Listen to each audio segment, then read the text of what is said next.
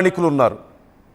అంతా సజావుగా ఉంది. కానీ కొద్ది నిమిషాల్లోనే ఏదో తెలియని గందరగోళం, ఏదో తెలియని ఒక ప్యానిక్ కొంతమందిలో కనిపిస్తోంది ప్రయాణికుల్లో. మిగతా వాళ్ళకి అర్థం కావడం లేదు ఏం జరుగుతుందో. కెప్టెన్ నుంచి ఏదో అనౌన్స్మెంట్ వస్తోంది, సమ్ ఎమర్జెన్సీ అని. విండోలోంచి బయటకు చూస్తే ఒక్కసారిగా భారీగా వస్తున్నటువంటి మంటలు, పొగ, ఇంజిన్ అంతా కూడా కాలిపోతున్న దృశ్యాలు. ప్రయాణికుల ప్రాణాలు గాల్లోనే కలిసిపోతాయన్న భయం ఒక్కసారిగా గుండాగినంత పనైంది. ఇంతలోనే ఎమర్జెన్సీ ల్యాండింగ్ అంటూ కెప్టెన్ అనౌన్స్మెంట్ చేశాడు. ఆ తర్వాత సురక్షితంగా ఎలాగో కష్టపడి కెప్టెన్ ఆ ఫ్లైట్ని ల్యాండ్ చేయగలిగాడు.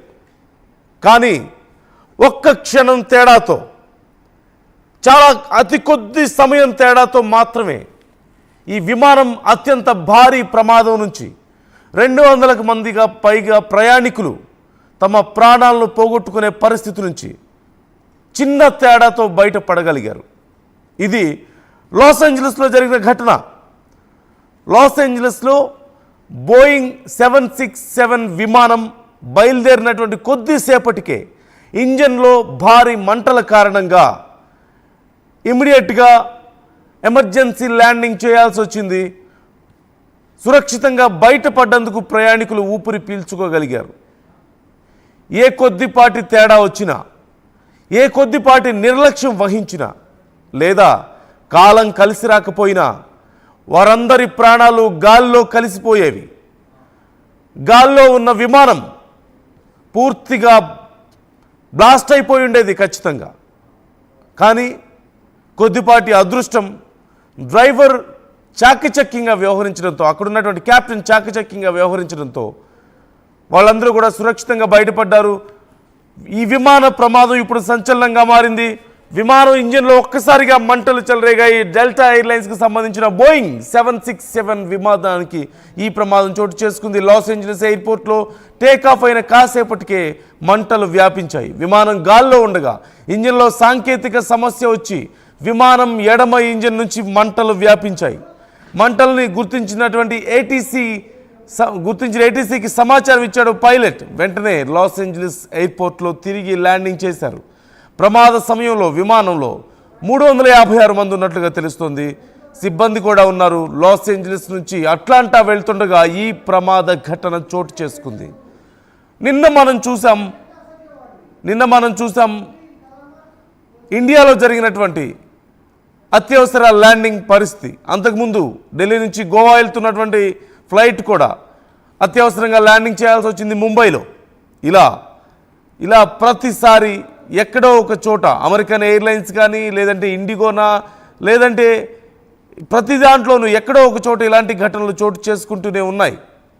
అది డొమెస్టిక్ అయినా సరే, ఇంటర్నేషనల్ అయినా సరే, స్టాండర్డ్స్ ఏవైనా సరే, మీరు ఎంత ఖర్చు పెడుతున్నా సరే, విమానం ఎక్కిన తర్వాత మళ్ళీ తిరిగి సేఫ్గా ల్యాండ్ అవ్వడం అనేది కాలం నిర్ణయించాల్సిందే.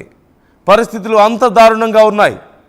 ఏ క్షణంలో ఏం జరుగుతుందో తెలియక మనకి అహ్మదాబాద్ ఘటన జరిగిన తర్వాత ఇలాంటి ఒక ప్యానిక్ విమాన ప్రయాణికుల్లో ఎక్కువగా ఉంది అనడంలో ఎలాంటి సందేహం లేదు. ముఖ్యంగా భారతీయుల్లో ప్రపంచవ్యాప్తంగా ప్రతిరోజు ఎక్కడ ఒక చోట ఇలాంటి ఘటనలు జరుగుతూనే ఉన్నాయి. విమాన ప్రమాదాల నుంచి త్రుటిలో తప్పించుకుంటున్న వాళ్ళు కొంతమంది అయితే ప్రాణాలు పోగొట్టుకుంటున్న వాళ్ళు అనేక మంది ఉన్నారు. కారణాలు అనేకం ఉన్నాయి. ముఖ్యంగా విమానయాన సంస్థలు లోపభూయిష్టంగా ఉండడం కూడా ఇక్కడ ముఖ్యమైన అంశంగా కనిపిస్తుంది. ఫ్లైట్కి సంబంధించినటువంటి డీటెయిల్స్ మనం చూస్తున్నాం. బోయింగ్ 767-43T డీటెయిల్స్ మనం చూస్తున్నాం. డెల్టా ఎయిర్లైన్స్కి సంబంధించినటువంటి ఫ్లైట్, యునైటెడ్ స్టేట్స్కి సంబంధించింది, దేశానికి సంబంధించినటువంటి ఫ్లైట్ మనం చూస్తున్నాం. విమానంలో ప్రయాణికులు 356 మంది ఉన్నట్లుగా తెలుస్తుంది. విమానం బయలుదేరే సమయానికి సిబ్బందితో కలిసి ఎడమ ఇంజన్లో ఒక్కసారిగా భారీగా మంటలు రావడంతో విమానాన్ని తిరిగి ఎమర్జెన్సీ ల్యాండింగ్ చేయాల్సి వచ్చినట్లుగా సమాచారం. డెల్టా ఎయిర్లైన్స్కి సంబంధించినటువంటి బోయింగ్ 767 విమానం భారీ ప్రమాదం నుంచి కొద్దిపాటి తేడాతో బయటపడిందనే చెప్పాలి. ఈ లాస్ ఏంజల్స్లో తిరిగి వెంటనే ల్యాండ్ చేశారు. విమానం ఇప్పటికీ 24 సంవత్సరాలుగా ఎగురుతున్నట్టుగా తెలుస్తుంది. అనేక గంటల పాటు, వేల గంటల పాటు ప్రయాణం చేసింది. చాలా సీనియర్ పైలట్సే ఉన్నారు. కానీ ఏ క్షణంలో దేనివల్ల ఏ సమస్యలు వస్తున్నాయో తెలియడం లేదు. ఫ్రీక్వెంట్గా వస్తున్నటువంటి సమస్యలు సహజంగా చాలా సందర్భాల్లో వెదర్ కండిషన్ సపోర్ట్ చేయకపోవడం వల్ల, సడన్గా వెదర్లో చేంజెస్ వల్ల కొన్ని ప్రమాదాలు జరుగుతూ ఉంటాయి. లేదంటే ప్రమాదపు అంచుల వరకు వెళ్ళి వస్తుంటారు. కానీ ఈ మధ్యకాలంలో ముఖ్యంగా వస్తున్న అతిపెద్ద సమస్య ఇంజన్లో లోపాలు, ఇంజన్లో సాంకేతిక సమస్యలు అంటున్నారు. భారతదేశంలో వరుసగా చోటు చేసుకున్నటువంటి ప్రమాదాల్లో ఇవే ఎక్కువగా కనిపిస్తున్నాయి. దీంట్లో 2 రకాలు. ఒకటి సాఫ్ట్వేర్ అప్డేట్స్ వల్ల వచ్చేటువంటి ప్రమాదాలు, ప్రాపర్గా సాఫ్ట్వేర్ అప్డేట్స్ వల్ల లేకపోవడం. మరొకటి ఇంజన్లో సాంకేతిక సమస్యలు అంటున్నారు. ఈ మధ్య అహ్మదాబాద్ ఘటన జరిగిన తర్వాత చాలా వరకు వచ్చినటువంటి కంప్లైంట్స్ మనం చూసాం.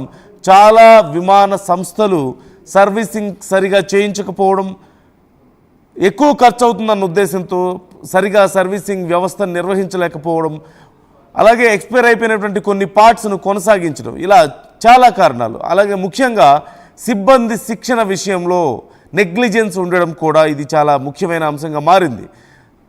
తగినటువంటి శిక్షణ లేకపోయినా, తగినటువంటి నైపుణ్యం లేకపోయినా సరే తక్కువ ఖర్చుతో పని అయిపోతుంది కదా అని సిబ్బందిని నియమించుకోవడం వల్ల, అది సాంకేతిక పరిజ్ఞానంతో కూడినటువంటి సిబ్బంది అయినా లేదంటే అన్స్కిల్డ్ అయినా సరే, ఎవరైనా సరే ఇలాంటి ప్రమాదాలకు ఎక్కువ దారితీస్తుంది అంటూ కూడా చెప్తున్నారు.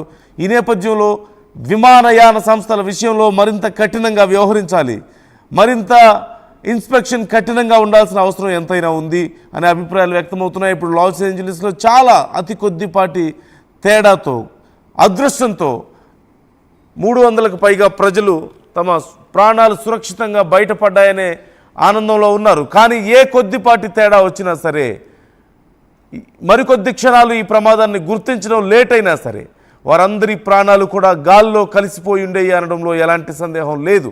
అహ్మదాబాద్ ప్రమాద ఘటనకు సంబంధించి డీటెయిల్స్ చూసాం మనం. ఏం జరిగింది అనేది ఖచ్చితంగా ఎవరు చెప్పలేకపోయినప్పటికీ కూడా రకరకాల వాదనలు వినిపిస్తున్నాయి. రైట్, మా ప్రతినిధి శిల్ప ఉన్నారు, ఫుల్ డీటెయిల్స్ తెలుసుకుందాం. శిల్ప, 356 మంది ప్రాణాలు త్రుటిలో ప్రాణాపాయం నుంచి తప్పించుకున్నట్లుగా తెలుస్తుంది. లాస్ ఏంజలీస్లో తిరిగి ఎమర్జెన్సీ ల్యాండింగ్ చేసినట్లుగా తెలుస్తుంది ఫ్లైట్ని. డీటెయిల్స్ ఎలా ఉన్నాయి? లో పెను ప్రమాదం తప్పింది. ఒక్క విమాన ప్రమాదం మరొక విమాన ప్రమాదం ఇటు ప్రపంచవ్యాప్తంగా పోతూనే ఉన్నాయి. ఒకవైపు అహ్మదాబాద్ ఘటన, మరొక ముందే ఇటు అనేక సార్లు ఇటు డొమెస్టిక్ ప్లేన్స్ కావచ్చు, ఇవన్నీ కూడా సాంకేతిక సమస్యల వల్ల ఎమర్జెన్సీ ల్యాండింగ్ ఇష్యూస్ చూస్తూనే ఉన్నాం. కానీ లాస్ ఏంజల్స్ లో పెను ప్రమాదం తప్పింది. 365 మంది ప్రయాణికులు తప్పించుకున్నారు. ఇది కేవలం అక్కడ పైలట్ చేసినటువంటి చాకచక్యంతో పెను ప్రమాదం తప్పిందని చెప్పుకోవచ్చు. ఒక టేకాఫ్ అయినటువంటి కొన్ని నిమిషాల వ్యవధిలోనే మంటలు రావటం కూడా గుర్తించారు. వెంటనే ఇటు ఏటీసీకి ఇన్ఫర్మేషన్ ఇవ్వడంతో వెంటనే ఎమర్జెన్సీ ప్లానింగ్ చేశారు. ఎమర్జెన్సీ ప్లానింగ్ చేయడంతో వెంటనే లోపల ఉన్న వారందరూ కూడా ఊపిరి పీల్చుకున్నారు. ఈ మధ్య కాలంలో ఒకప్పుడు రైలు కావచ్చు, రోడ్డు ప్రమాదం చేయాలంటే కొంచెం భయపడుతుండే. కానీ ఈ మధ్య కాలంలో జరుగుతున్నటువంటి వరుస ప్రమాదాలతో ఒకవైపు ఏదైతే విమాన ప్రయాణాలు చేయాలంటే చాలా వరకు భయపడుతున్నారు. ఒక ప్రమాదం మరొక ముందు ఇంకో ప్రమాదం. ప్రధానంగా ప్రతి దాంట్లో చూసుకున్నట్లయితే సాంకేతిక సమస్య, ఈ ఇంజన్ ఫెయిల్యూర్, ఇవే ఎక్కువగా సమస్యలు కనిపిస్తున్నాయి. ఒకవైపు ఇటు పౌర విమానశాల దీనిపైన కఠిన చర్యలు ఉంటాయని చెప్పినప్పటికీ వాళ్ళ నిర్లక్ష్యం కావచ్చు, వాళ్ళకున్నటువంటి ఏవైతే పార్ట్స్ ఉంటాయో వాటినన్నిటిని కూడా చాలా తేలికగా వాళ్ళు ఇవ్వడం కావచ్చు, వీటినన్నిటిలో కూడా నాణ్యత లోపించడం, వీటి కారణంగానే ఈ సమస్యలు తలెత్తుతున్నట్టు కూడా ప్రస్తుతం అయితే తెలుస్తున్నది.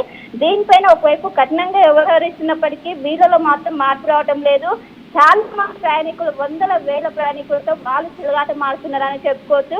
మంటలు గుర్తించినటువంటి పైలట్ వెంటనే ఏటీసీకి సమాచారం ఇవ్వడంతో వాళ్ళు వెంటనే ఎమర్జెన్సీ ల్యాండింగ్ కి క్లియరెన్స్ ఇవ్వడంతో వెంటనే పెను ప్రమాదం తప్పిందని చెప్పుకోవచ్చు. దాదాపు 356 మంది ప్రయాణికులు ప్రయాణిస్తున్నారు. అది లాస్ ఏంజల్స్ నుంచి అట్లాంటా వెళ్తున్నది. టేక్ ఆఫ్ అయినటువంటి కొద్ది నిమిషాల వ్యవధిలోనే ఇది జరిగింది. ఎయిర్లైన్స్ బోయింగ్ ఈ మధ్య జరిగినటువంటి బోయింగ్ విమానాల్లోనే ఈ ప్రమాదాలను ఎక్కువగా జరుగుతున్నాయి. దీనికి సంబంధించినటువంటి వెంటనే ఇన్స్పెక్షన్ చేస్తున్నప్పటికీ వాళ్ళు మాత్రం వాళ్ళ నాణ్యత లోపించడం కావచ్చు, సాంకేతిక సమస్యలు కావచ్చు, ఈ మధ్య కాలంలో అన్ని చక్కగా అవుతున్నారు. దీంతో ప్రజలు పెద్ద ఎత్తున ఇబ్బంది పడుతున్నారు. వెంటనే